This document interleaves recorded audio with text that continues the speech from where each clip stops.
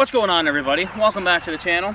So I've been meaning to do this video for a little while now, and I'm just going to give you a review of the Ford. Had my first experience towing with it, and I got some things I like, some things I don't like, and some things that didn't quite turn out that great.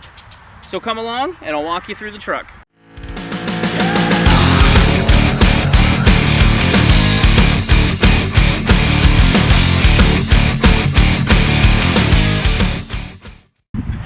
So what I'm going to start out with is some things I like. I like the dually. Had a 35-foot gooseneck on the back. I thought it was going to be about 12,000 pounds. Turned out the tractor had loaded tires and it was around probably 18 to 20,000 pounds. So the truck handled it no problem. Didn't slide. Didn't feel uncomfortable, didn't feel like it was going to go anywhere, nothing. Truck handled it beautifully. Second thing I like is the amount of cab space this thing has. So I have 4 kids and plus me and my wife. So there's 6 people, 3 in the front, 3 in the back. Everybody fit no problem. Tons of room. My kids had more room in the back of this thing than they do in the back of our Yukon. So yeah, no complaints whatsoever about the interior on this thing. This thing was great. Handled the trailer no problem. Little underpowered, but that's what the SCT was for. But yeah, no complaints on how the truck drove, how it handled the trailer, how it did any of that. Some things I don't like is that when I serviced the whole truck, we went over the whole thing before we left, changed all the fluids, did all that stuff. Now it's got a Dana 80 in the back, so I do like that. But what I don't like is that it's an open diff in the front and the rear. Yeah. I don't know why in the world you would put an open diff in the back of a dually. Dualies suck in the winter time as it is because the footprint's too wide, so it just kind of floats on top of snow. And put an open diff on the top of that, not very smart. I did a little bit of reading and I did find out the reason why they did that though is I guess the factory lockers can't handle the dual rear wheels. There's too much surface friction, too much tension there, and it just shreds the clutches and stuff in them. So we're going to be upgrading that with something in the future. So that's basically just one of the things I didn't like about the truck. Transmission shifts fine. Little underpowered, that was also another thing I didn't like. I do like that it has the Dana though. So I know they're a 10,000 pound axle. I'm not gonna hurt that thing. So where we went was a place called Rainy River. I had to help my buddy move up there. It's normally about a 20-hour drive with the trailer and everything turned into about a 26-hour drive. We did a few stops along the way, some stuff like that too. But we did have some unpleasantness on the way home. And I'm going to show you that now.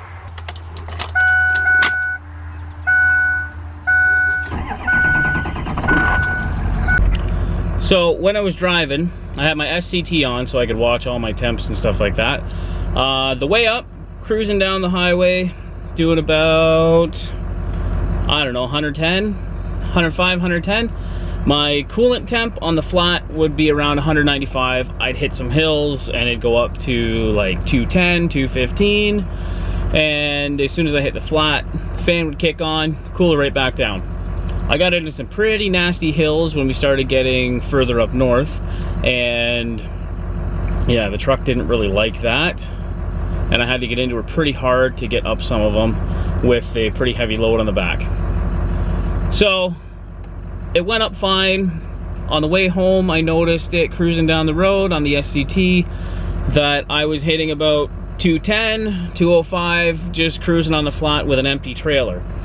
So I thought, I don't really want to look into this right now, but I probably should. So next time I got fuel, I popped the hood and had to dump 5 liters of water into the cooling system. So then when I got home, I needed to do a bubble test. So if you don't know what the bubble test is, I can put it in a card somewhere up here. or just in a link in the description below. And this, yeah, this is what I found. This is with the VGT actuator unplugged. So, if you're familiar with the 6-liter and the bubble test, you know what that means. That means my head gasket's let go. I knew it was gonna happen eventually. I was just kind of hoping it didn't happen this soon on the truck. The truck doesn't have any studs or anything like that.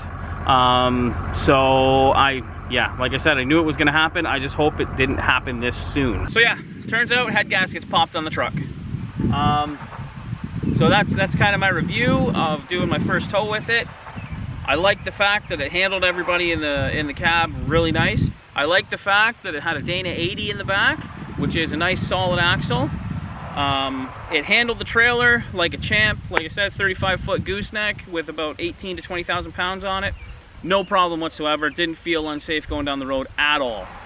The things I didn't like was the open diff in the back and the open diff in the front. I knew the open diff in the front would be a thing, but I wasn't expecting the diff to be open in the rear as well.